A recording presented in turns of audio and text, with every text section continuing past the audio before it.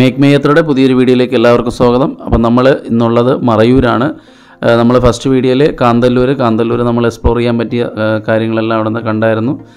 രണ്ടാമത്തെ എപ്പിസോഡിലും മറയൂരും കാന്തല്ലൂരും നമ്മളന്ന് ഫസ്റ്റ് ദിവസം കാണാത്ത സ്ഥലങ്ങളും കാഴ്ചകളും നമ്മുടെ രണ്ടാമത്തെ വീഡിയോയിലുണ്ടായിരുന്നു. ഇപ്പം നമ്മൾ നേരെ മറയൂരിൽ നിന്ന് തിരിച്ച് നേരെ നമ്മൾ പൊള്ളാച്ചി വഴി പാലക്കാട് കയറി തൃശ്ശൂർ വഴി ട്രിവാൻഡ്രം പോകുന്ന ഒരു യാത്രയാണ്. അപ്പോൾ നമുക്ക് ഈ പോകുന്ന വഴിയിൽ കാണാൻ പറ്റുന്ന സ്ഥലങ്ങൾ മാക്സിമം നമുക്ക് ടൂറിസ്റ്റ് സ്പോട്ടുകൾ ഒന്ന് കണ്ട് തിരിച്ചു പോവുക, അതാണ് നമ്മുടെ ഇപ്പോഴത്തെ ലക്ഷ്യം. അപ്പോൾ നമ്മളിപ്പോൾ മറയൂർ ഹെയർ പിൻ ഇറങ്ങിക്കൊണ്ടിരിക്കുകയാണ്. നേരെ നമ്മൾ ചെല്ലുന്നത് കോവിൽ കടവാണ്. അതാണ് ഇവിടെ നമുക്ക് മറയൂരിൽ നിന്ന് തൊട്ടടുത്തുള്ള ജംഗ്ഷൻ എന്ന് പറയുന്നത്. അപ്പോൾ അവിടെ നിന്ന് നമ്മൾ നേരെ ഡീവിയേഷൻ എടുത്ത് തിരിച്ച് നമുക്ക് പൊള്ളാച്ചി റൂട്ടിലേക്ക് പോവുകയാണ്.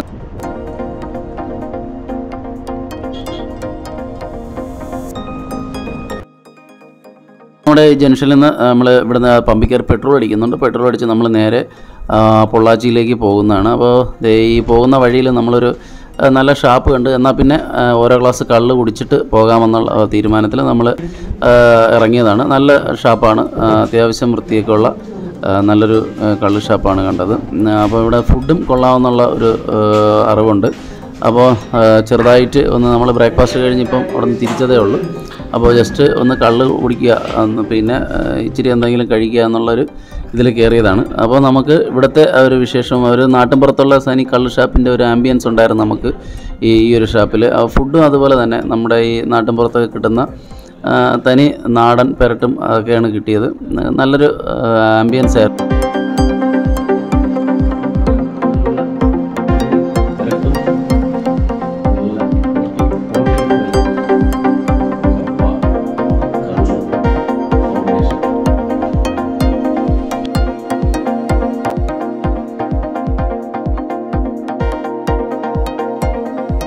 നമ്മൾ കുറച്ച് ദൂരെ കാണുന്നതാണ് കരിമുട്ടി വെള്ളച്ചാട്ടം. ഇവിടെ വളരെ സുരക്ഷിതമായി കുളിക്കാനിറങ്ങാൻ പറ്റുന്ന ഒരു സ്ഥലം കൂടെയാണിത്. ഇത് കഴിഞ്ഞാൽ നമ്മൾ നേരെ ചിന്നാർ വനമേഖലയിലോട്ടാണ് കയറുന്നത്. പോകുന്ന വഴിക്കൊരു ഈ വെള്ളച്ചാട്ടത്തിൻ്റെ തൊട്ടടുത്ത് തന്നെ ഒരു വലിയ കൂറ്റൻ ആമയെ ഉണ്ടാക്കി വെച്ചിട്ടുണ്ട്. അത് കഴിഞ്ഞ് നമ്മൾ നേരെ കയറുന്ന ഈ ഫോറസ്റ്റ് ചെക്ക് പോസ്റ്റാണ്. ഇവിടെ നമ്മുടെ ഒരു ചെക്ക് പോസ്റ്റ് ഉണ്ട്. ചിന്നാറിലോട്ട് വന്യജീവികളുടെ സങ്കേത കേന്ദ്രത്തിലോട്ട് കയറുന്നതിൻ്റെ ഒരു ചെക്ക് പോസ്റ്റ് ഉണ്ട്. അപ്പോൾ ഇത് കഴിഞ്ഞാൽ നമ്മൾ നേരെ ചിന്നാറിലേക്കാണ് പോകുന്നത്.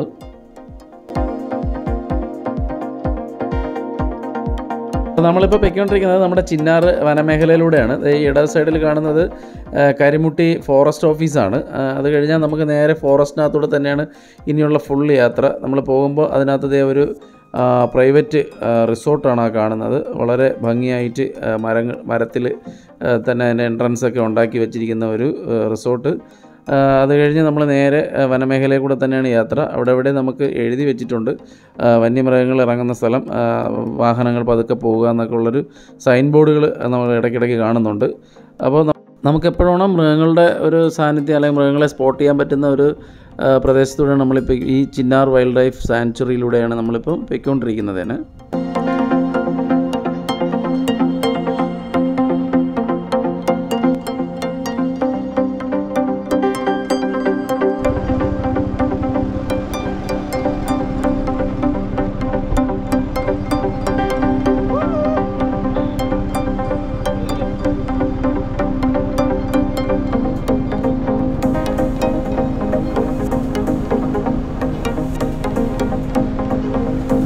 ഇവിടെ നമുക്ക് ഒരു സൈൻ ബോർഡുണ്ട്. മലയെണ്ണാൻ കൂടുതലുള്ളൊരു സ്ഥലമാണെന്നാണ് കാണാൻ കഴിഞ്ഞത്. ഒരു മനോഹരമായ റോഡാണ്. അധികം വീതിയില്ലെങ്കിലും നല്ല വൃത്തിയായിട്ട് ചെയ്തിട്ടുള്ള ഒരു റോഡാണ് നമ്മുടെ ഇവിടെ. അധികം നമുക്ക് സ്പീഡിൽ പോകാനും പറ്റാത്ത രീതിയിലാണ് അവർ ചെയ്തിരിക്കുന്നത്. കാരണം എതിരെ വണ്ടി വന്നു കഴിഞ്ഞാൽ നമുക്ക് പതുക്കെ ചവിട്ടി നിർത്തിക്കൊടുത്ത് പോകാൻ പറ്റും. അത് എനിക്ക് തോന്നുന്നു ഇവിടെ ഈ മൃഗങ്ങളെയൊക്കെ ക്രോസിംഗ് ഒക്കെ ഉള്ളതുകൊണ്ട് വാഹനങ്ങൾ അധികം സ്പീഡ് എടുക്കാതിരിക്കാൻ വേണ്ടി ആയിരിക്കണം ഇങ്ങനെ ഒരു സിസ്റ്റം അവർ ചെയ്തിരിക്കുന്നത്. റോഡ് അധികം വീതിയില്ല. നമ്മൾ എതിരെ ഒരു വണ്ടി വരികയാണെങ്കിൽ ചവിട്ടുക. അതുമാത്രമല്ല അവിടെ ഹമ്പ് വെച്ചിട്ടുണ്ട്. അങ്ങനെ ഒരു റോഡ് വൃത്തിയുണ്ടെങ്കിലും നമുക്ക് വളരെ പതുക്കെ പോകാൻ പറ്റുന്ന ഒരു സാഹചര്യമാണ് നമുക്ക് ഈ റോഡിൽ മുഴുവൻ കാണാൻ പറ്റുക. എന്തായാലും നമുക്ക് പതുക്കെ പോയാലും കാണാൻ ഒരു ഭംഗിയുള്ള ഒരു സ്ഥലമാണ് നമ്മുടെ ഈ ചിന്നാർ വൈൽഡ് ലൈഫ് സാങ്ച്വറി. ഇത് കഴിഞ്ഞ് നമ്മൾ നേരെ നമുക്ക് മൃഗങ്ങളെ സ്പോട്ട് ചെയ്ത് നമ്മുടെ ഇതാണ് സിംഗവാലൻ കുരങ്ങനാണ് കാണുന്നത്. അപ്പോൾ അതിൻ്റെ ഒരു ഏരിയയാണ് ഈ പറയുന്ന സ്ഥലം മൊത്തം. അപ്പോൾ അതെ അവരുടെ നമ്മുടെ വണ്ടിയൊക്കെ വാച്ച് ചെയ്യാൻ വേണ്ടി അവർ കയറി ഒന്ന് ജസ്റ്റ് ഒന്ന് ചവിട്ടിയപ്പോൾ തന്നെ വണ്ടി ചെക്ക് ചെയ്യാൻ വേണ്ടി ഫ്രണ്ടിൽ കയറിയിട്ടുണ്ട്. ഇവർ ഒന്നല്ല 2-3 പേര് നമ്മൾ ഓരോ വണ്ടി വരുമ്പോൾ ചവിട്ടുമ്പോൾ തന്നെ അവർ ചാടി കയറുന്നുണ്ട്. ഭക്ഷണത്തിന് വേണ്ടിയാണ്, പക്ഷേ ആരും ഭക്ഷണം കൊടുക്കരുത് എന്നാണ് അതിൻ്റെ ഒരു റൂള്. അപ്പോൾ നമ്മളും പതുക്കെ വണ്ടി മാറ്റിയപ്പോൾ തന്നെ അവർ വണ്ടിയിൽ നിന്ന് ഇറങ്ങി ഓടിക്കളഞ്ഞു. തുടർന്ന് നമുക്ക് തമിഴ്നാടിൻ്റെ ചെക്ക് പോസ്റ്റാണ് ഇപ്പോൾ ഇവിടെ കാണുന്നത്. അപ്പോൾ ഈ ചെക്ക് പോസ്റ്റിൽ നമുക്ക് നിർത്തി ഇവിടെ ഡീറ്റെയിൽസ് കൊടുക്കാനുണ്ടെന്നാണ് അറിഞ്ഞത്. നമ്മുടെ അടുത്ത് ആനമലൈ ഫോറസ്റ്റ് റിസർവിലോട്ട് കയറാൻ വേണ്ടി തമിഴ്നാടിൻ്റെ ചെക്ക് പോസ്റ്റാണ്. അവിടെ അവർ ജീവനക്കാർ ചെക്ക് ചെയ്യുന്നതിന് മുന്നേ തന്നെ നമ്മുടെ കുരങ്ങന്മാർ നമ്മുടെ വാഹനം എല്ലാം ചെക്ക് ചെയ്ത് അതിനകത്ത് എന്തൊക്കെ ഉണ്ടെന്നൊക്കെ ഒന്ന് അവർ ഗ്ലാസ് വഴി 4 സൈഡും കറങ്ങി നോക്കി ആണ് നമ്മളെ നേരെ അതിർത്തിയിലോട്ട് വിടുന്നത്. അതൊരു വല്ലാത്തൊരു കാഴ്ച തന്നെയാണ് കാണാൻ.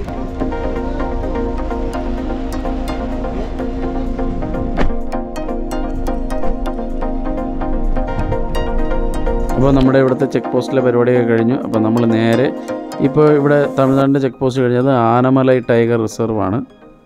ഈ ആനമലൈ ടൈഗർ റിസർവും ഇതിങ്ങനെ കിലോമീറ്ററോളം നമുക്ക് വനത്തിനകത്തൂടെയുള്ളൊരു യാത്രയാണ്. അപ്പോൾ നമ്മൾ എന്തുകൊണ്ടും നമ്മൾ ഈ മൂന്നാർ, കാന്തല്ലൂർ, മറയൂർ ഭാഗത്ത് വന്നു കഴിഞ്ഞാൽ നമുക്ക് തിരിച്ച് പോകാൻ കുറച്ച് കിലോമീറ്റർ കൂടുതലാണെങ്കിലും വളരെ ഒരു പ്രത്യേക ഒരു എക്സ്പീരിയൻസ് കിട്ടണമെങ്കിൽ നമുക്ക് ഇത് ഇങ്ങനെ ഈ ഒരു പൊള്ളാച്ചി റൂട്ട്, അതായത് നമ്മുടെ ചിന്നാർ ആനമലൈ ടൈഗർ റിസർവ് ഈ ഒരു റൂട്ട് നമുക്ക് പോവുകയാണെങ്കിൽ തികച്ചും വനത്തിനകത്തൂടെയുള്ളൊരു സുന്ദരമായൊരു യാത്ര, ആനമലൈ ടൈഗർ റിസർവിനകത്തൂടെയുള്ള യാത്രയാണ് ഈ കാണുന്നത്.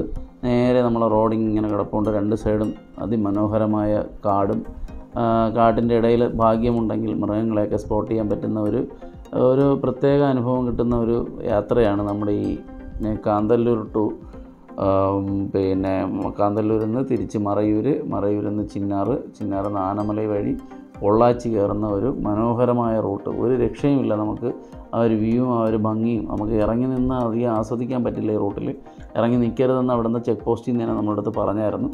അപ്പോൾ നമ്മൾ നേരെ വീഡിയോ പകർത്തി നേരെ അടുത്ത് നമ്മൾ പൊള്ളാച്ചിയിലേക്കുള്ള യാത്രയാണ്. നമുക്ക് ഈ പോകുന്ന വഴിയിൽ ദൂരെയായി മരങ്ങളിൽ ഈ മലയണ്ണാൻ, പിന്നെ മയിൽ അങ്ങനെയൊക്കെ ഇടയ്ക്കിടയ്ക്ക് കാണുന്നുണ്ട്. പിന്നെ വളരെ മനോഹരമായ ഒരു സ്പോട്ടാണ് നമുക്ക് ഇവിടെ വേണ്ട ഈ പാലത്തിൻ്റെ അവിടെ നിന്ന് നമുക്ക് കാണാൻ കഴിയുന്നൊരു വ്യൂ. അവിടെ പുല്ലുകൾ ഈ വെള്ളത്തിൻ്റെ നടുക്ക് കിടക്കുന്നത് ഒരു പ്രത്യേക കാഴ്ച. നമുക്കവിടെ വാഹനം നിർത്താൻ പറ്റുന്നില്ല, അത്രയ്ക്ക് വീതി കുറഞ്ഞൊരു സ്ഥലം കൂടിയാണ്.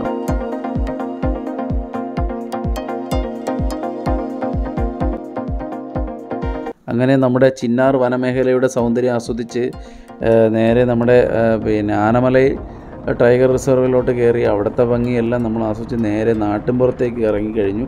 ഇത് നമ്മുടെ പൊള്ളാച്ചി എത്തി. അപ്പോൾ നമുക്ക് മനസ്സിലായി കാണും പൊള്ളാച്ചി 2 സൈഡും നമ്മുടെ കേരളത്തിൻ്റെ സ്വന്തം തെങ്ങ് ആണ് നട്ടിരിക്കുന്നത്. വളരെ അടുക്കും ചിട്ടയോടും കൂടി വളരെ ഭംഗിയായിട്ട് അവർ നട്ടിരിക്കുന്നൊരു കാഴ്ചയാണ് കാണാൻ കഴിയുന്നത്. ഈ റോഡിൻ്റെ 2 സൈഡും കിലോമീറ്ററുകളോളം തെങ്ങ് കൃഷി മാത്രമാണ് കാണാൻ കഴിയുന്നത്. അപ്പോൾ അവരത് വളരെ നമ്മൾ പല സ്ഥലത്തും നിർത്തി നോക്കിയിട്ടുണ്ട്, പല സ്ഥലത്തും. അപ്പോൾ അവിടെ നമുക്ക് കാണാൻ കഴിഞ്ഞത് അതിൻ്റെ ഓരോ തെങ്ങിൻ്റെ മൂട്ടിലും വെള്ളം എത്താൻ കണക്കിന് അവർ ചെയ്തിരിക്കുന്ന ആ ഒരു അഡ്വാൻസ്ഡ് പ്ലാനിങ്ങും കാര്യങ്ങളും എല്ലാം വളരെ നമുക്കെല്ലാം ഉൾക്കൊള്ളാൻ പറ്റാത്ത രീതിയിലാണ് അവരുടെ ആ ഒരു കൃഷി രീതി. അപ്പോൾ നമ്മൾ ഈ കൃഷി രീതി എല്ലാം കണ്ട് നമ്മൾ നേരെ പോകുന്നത് പിന്നെ ആലിയാർ ഡാമിൻ്റെ അടുത്തെത്താറായിട്ടുണ്ട്. ഈ ആലിയാർ ഡാമിൻ്റെ അവിടെ നമുക്ക് വളരെയധികം ഫിഷ് ഒക്കെ കഴിക്കാൻ താല്പര്യമുള്ളവർക്ക് പോകാൻ പറ്റുന്നൊരു സ്പോട്ടാണ്. ഇതൊരു മനോഹരമായ കൃഷി സ്ഥലമാണ്. അവിടെ പശുക്കളൊക്കെ നിന്ന് മേയുന്നുണ്ട്. ഇവിടെയും തെങ്ങ് കൃഷി തന്നെയാണ്. നമ്മളിപ്പോൾ നേരത്തെ പറഞ്ഞ ആലിയാർ ഡാമിൻ്റെ മുന്നിൽ എത്തിക്കഴിഞ്ഞു. അപ്പോൾ ഇവിടെ നിന്ന് നമുക്ക് ആവശ്യത്തിന് മീൻ വാങ്ങാം. ഈ ഡാമിൽ നിന്ന് പിടിക്കുന്ന മീനെന്നാണ് ഇവർ പറയുന്നത്.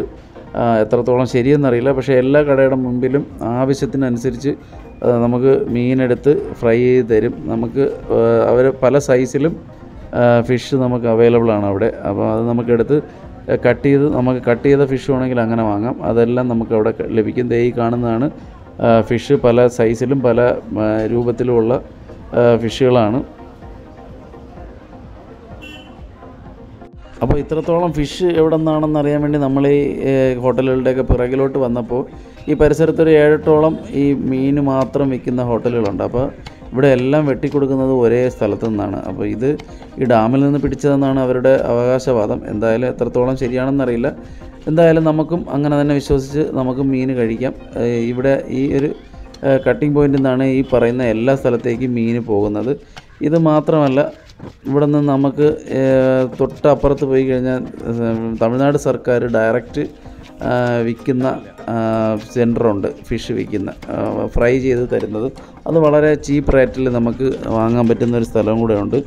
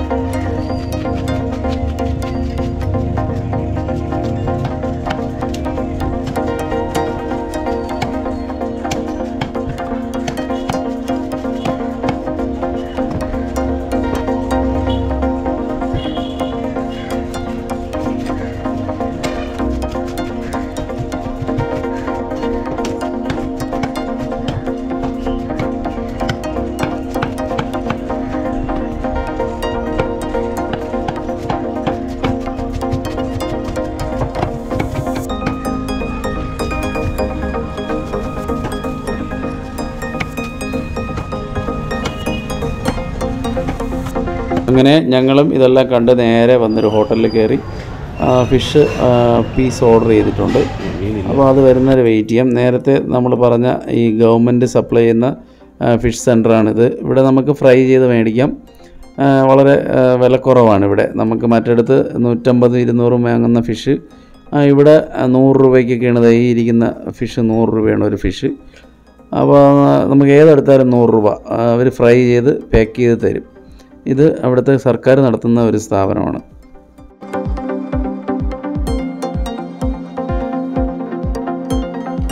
അങ്ങനെ നമ്മുടെ ഉച്ചഭക്ഷണമൊക്കെ കഴിച്ച് നമ്മൾ നേരെ പോകുന്ന വഴി പാലക്കാട് ഇറങ്ങി ചുള്ളിയാർ ഡാമിൽ ഒന്ന് കാണാമെന്ന് വിചാരിച്ചു. അധികമാരും യാത്ര ചെയ്യാത്ത അല്ലെങ്കിൽ അധികമാരും വിസിറ്റ് ചെയ്യാത്ത ഒരു സ്ഥലമാണ് ഈ ചുള്ളിയാർ ഡാം. അപ്പോൾ അവിടെ മത്സ്യകൃഷിയും ഉണ്ട്. അത് നമുക്ക് വേണമെങ്കിൽ വാങ്ങിക്കാമെന്ന് അവിടെ എഴുതി വെച്ചിട്ടുണ്ട്.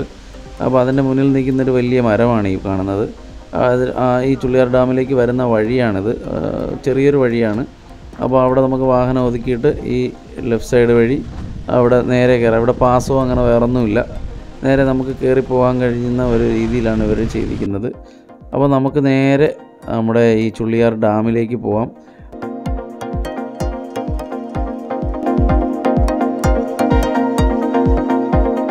നമ്മുടെ ഡാമിൻ്റെ നേരെ താഴെ കാണാൻ കഴിഞ്ഞ ഒരു കാഴ്ചയാണ് ഒരപ്പൂപ്പൻ കുറേ ആടുകളെ മേയ്ക്കുന്നത്. അതിന് ഉച്ചയ്ക്ക് വെള്ളമൊക്കെ കൊടുക്കുന്ന ഒരു കാഴ്ചയാണ്. വളരെ ഒരു നാട്ടിൻപുറത്തൊക്കെ കാണാൻ കഴിയുന്ന ഒരു കാഴ്ചയാണിത്. നമ്മുടെ സാധാ ആടുമുണ്ട്, നമ്മുടെ നാടൻ ആടുമുണ്ട്, പിന്നെ കുറച്ച് ചെമ്മരി ആടുകളെയും പുള്ളി അതിൻ്റെ സൈഡിലായിട്ട് മേയ്ക്കുന്നത് കണ്ടു. ഇതിൽ നമുക്ക് സന്തോഷം തോന്നിയത് എല്ലാ ആടിനും പേരും ഇട്ടിട്ടുണ്ട്. ഇപ്പം നമുക്ക് ഈ വെള്ളം കുടിച്ചുകൊണ്ടിരിക്കുന്നത് രാമനാണ്. അപ്പോൾ രാമൻ ഇപ്പം പേര് വിളിച്ചപ്പോൾ വന്ന് വെള്ളം കുടിക്കുന്നതാണ്. ഇങ്ങനെ ഓരോ ആടുകളെയും പേര് വിളിക്കും. ഇത് ഇപ്പോൾ ഈ കാണുന്നത് ലക്ഷ്മണനാണ്. അങ്ങനെ ഓരോ ആടുകൾക്കും പേരിട്ടിട്ടുണ്ട്. പിന്നെ കുറച്ച് ചെമ്മരി ആടുകളുണ്ട്. ഇത് നമ്മുടെ ഈ ചെമ്മരി ആടിൻ്റെ ഒരു ഇനമാണ്. അപ്പോൾ ഇത് നമ്മുടെ നാട്ടിൻപുറത്തൊന്നും കാണാത്തതാണ്. ഇത് സാധാരണ നമ്മുടെ ഈ ഹിമാചൽ അങ്ങനെയുള്ള തണുത്ത സ്ഥലങ്ങളിൽ കാണുന്ന ഒരു ആടാണ്. പക്ഷേ എന്താണെന്നറിയില്ല, നമ്മുടെ ഈ പാലക്കാട് ഈ ഒരു ഡാമിൻ്റെ താഴെ ഇങ്ങനെ ചെമ്മരി ആടുകളൊക്കെ കാണാൻ കഴിഞ്ഞത് വലിയൊരു സന്തോഷമായി. നമ്മൾ നേരെ ഡാമിൻ്റെ അടുത്തേക്ക് പോവുകയാണ്. ഇതാണ് നമ്മുടെ ഡാം. ആകെ വെള്ളം ഫുള്ള് കലങ്ങി കിടക്കുകയാണ്. ഇപ്പോൾ ഇതെന്താ മഴ പെയ്തുകൊണ്ടാണോ അല്ല മഴ പെയ്ത് ഉരുൾപൊട്ടിയതുകൊണ്ടാണോ എന്നറിയില്ല. അപ്പോൾ എന്താണെന്നറിയില്ല, ഈ ഡാമിലെ വെള്ളം ഫുള്ള് കലങ്ങി ചെളിയായിട്ടാണ് കിടക്കുന്നത്. അപ്പോൾ നമ്മുടെ ഈ തലേ ദിവസവും അതിൻ്റെ 2 ദിവസം മുൻപെല്ലാം മഴയുണ്ടായിരുന്നു. അപ്പോൾ മഴ കാരണം മുകളിൽ മലയിൽ നിന്ന് ഇറങ്ങി ചെളിവെള്ളം ആവാനാണ് സാധ്യത. എന്തായാലും വെള്ളം ഫുള്ള് കലങ്ങിയാണ് കിടക്കുന്നത് ഈ ഡാമിൻ്റെ ഒരു പ്രത്യേകതയാണെന്നറിയില്ല ഇങ്ങനെ കലങ്ങിയ വെള്ളം. അപ്പോൾ നമ്മൾ നേരെ ഡാമിൻ്റെ കാഴ്ചകളൊക്കെ കണ്ട് നമ്മൾ നേരെ താഴോട്ട് തിരിക്കുകയാണ്. അപ്പോൾ തിരിച്ചപ്പോൾ നമ്മൾ നേരത്തെ കണ്ട അപ്പൂപ്പൻ വീണ്ടും സഞ്ചിയൊക്കെ കെട്ടി അവിടെ ഇരിപ്പുണ്ട് ആടിനെയൊക്കെ നോക്കി. അപ്പോൾ നമുക്ക് ഫോട്ടോയ്ക്ക് പോസൊക്കെ ചെയ്ത് അങ്ങനെ സ്റ്റൈലിലുള്ള ഇരിപ്പാണ് കാണുന്നത്.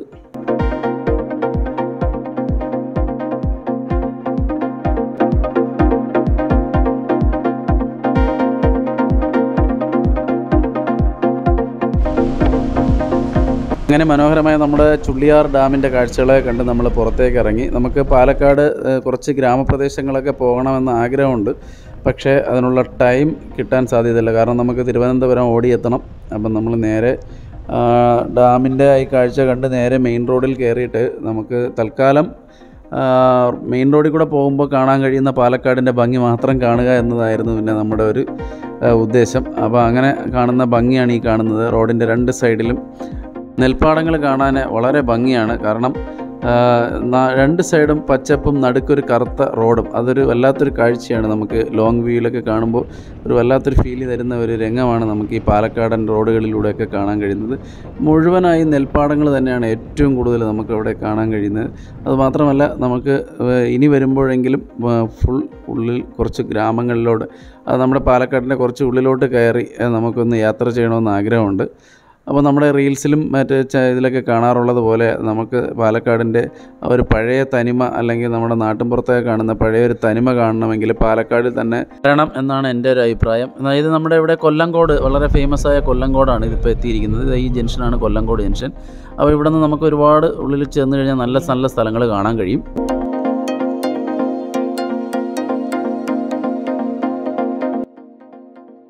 നമ്മളിപ്പോൾ എത്തിയിരിക്കുന്നത് പട്ടിക്കാട് കഴിഞ്ഞ് കുതിരാൻ വഴി പോകുന്ന ഏറ്റവും നല്ല അടിപൊളി ഒരു റോഡിലാണ് നമ്മൾ വന്നിരിക്കുന്നത്. ഇത് നമ്മുടെ വളരെയധികം ഫേമസ് ആയ നമ്മുടെ കുതിരാൻ ടണലിലേക്ക് പോകുന്ന വഴിയാണ്. നമ്മുടെ ഈ കുതിരാൻ തുരങ്കത്തിനോട് അടുക്കുമ്പോൾ നമുക്ക് സംശയം തോന്നുന്ന ഒരു പാലമാണ് ഈ കാണുന്നത്. ഇതെന്താണെന്ന് നമ്മൾ ഇതുവഴി പോകുമ്പോൾ സ്ഥിരം കാണുന്ന ഒരു കാഴ്ചയാണ്. മുകളിലൂടെ പോകുന്ന ഈ ഒരു ബ്രിഡ്ജ്, ഇത് നമ്മുടെ പീച്ചി ഡാമിൽ നിന്ന് വെള്ളം കൊണ്ടുപോകുന്ന ഒരു കനാലാണ് ഈ പോകുന്നത്. ഇതിൻ്റെ മുകളിലൂടെ വെള്ളമാണ് ഒഴുകിക്കൊണ്ടിരിക്കുന്നത്.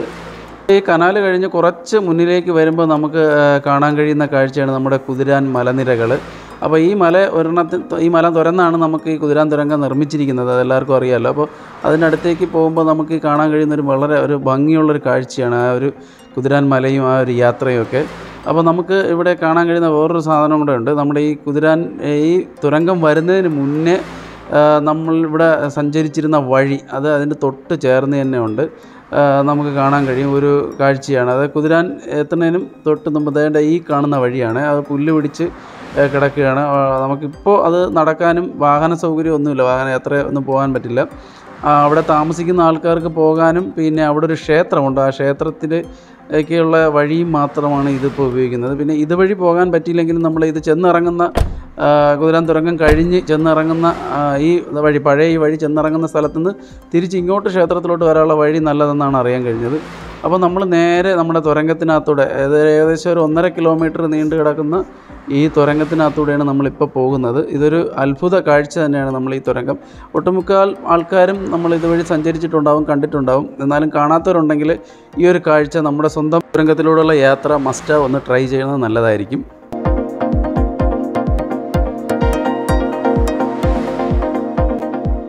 നമ്മുടെ ഈ കാന്തല്ലൂർ ട്രിപ്പ് ആരംഭിച്ചത് നമ്മുടെ മൂന്നാർ വഴി മറയൂർ കാന്തല്ലൂരായിരുന്നു. നമ്മൾ കാന്തല്ലൂർ സ്റ്റേ ഉണ്ടായിരുന്നു. അത് കഴിഞ്ഞ് നമ്മൾ നേരെ തിരിച്ചത് ചിന്നാർ വൈൽഡ് ലൈഫ് സാങ്ച്വറി വനമേഖലയിലൂടെ കയറി ആനമലൈ ടൈഗർ വഴി നേരെ പൊള്ളാച്ചി കയറി അവിടുന്ന് പാലക്കാട് വഴി നമ്മൾ തിരിക്കുകയാണ്. അപ്പോൾ ഈ ഒരു യാത്രാവിശേഷം അവിടെ അവസാനിക്കുന്നു. പുതിയൊരു യാത്രാവിശേഷം വരുന്നവരെ എല്ലാവർക്കും നന്ദി. Thank you.